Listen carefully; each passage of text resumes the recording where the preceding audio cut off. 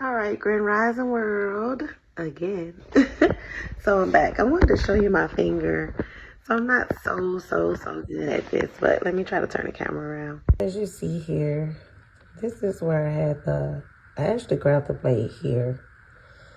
And it cut here, but when I had the tender grafted pears, it was done in the zigzag, all the way down to the palm. They took the tender first from the right arm and then second from this arm where you see these 3 dots. Now, when you do your fingers like this, you usually see 2 and some have 1 there. You only technically need 1. So luckily I had 2. So I had multiple surgeries to try to basically get this finger to have movement.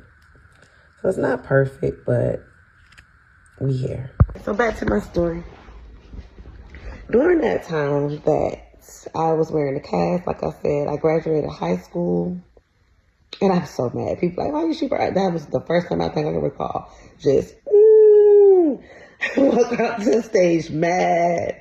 It wasn't at the people. I just was mad at that time. Like, for one, I never knew why these people broke into my house to stab me. Still is a mystery all this time. And I was in 2005. 10 years. Oh, more than 10 years. Hold up. Woo! 20 years ago. 20 years ago. And I'm just able to talk about it. And I think because I'm hit with the reminder as now I am ordered to wear a cast again. So it did bring up the thoughts of how it all began, you know.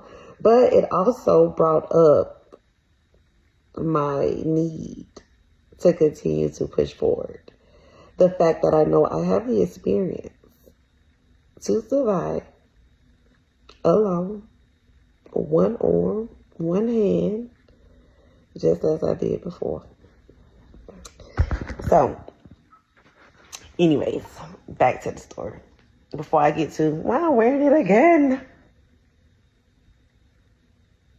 I want to make sure I hit home on the point that bad experiences can still give us experiences we need to push through any type of adversities or setback in the future.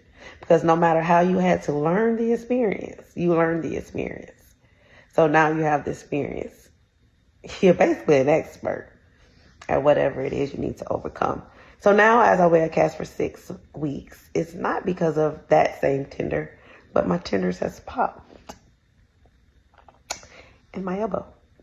Or they're hanging by a thread. They're teared. They're torn. Has a tear. Yeah. It has a tear.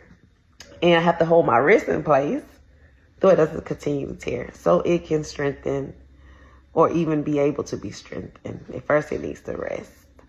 But if it wasn't for what happened then, if it wasn't for me being left alone then, having to survive and save myself then, I want to be ready for now. You know, I don't fault anybody for the things I went through. I take that back. My parents failed me. I was left unsupervised, vulnerable, a target. And that's just that. I never had much protection. But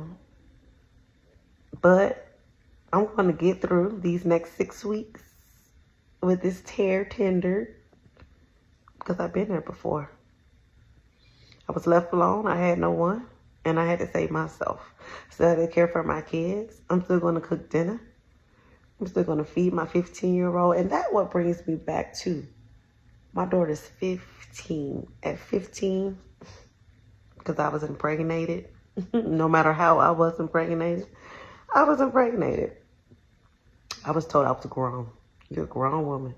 You do it. You figure it out. I didn't fuck you and get you pregnant. That's what I was told.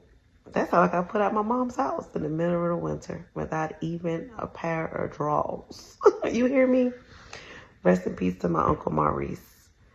And because that's the house I walked to when I was put out that night. My mom wasn't even home. She still goes with the, you ran away.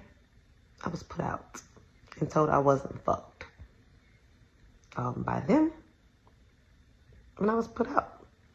But nonetheless, let me get back to my story because there is so much to it. And I just want to encourage somebody today that your bad experiences does teach you lessons that help you through your future ones. But anyways, neither here or there.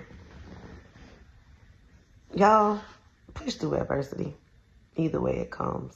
Because I remember those 7 years I went through handcast, even as a teen, no one came to assist. Not a mother, not a father, not siblings. And when I say assist, I mean physically. No one came to change a diaper. Any of that.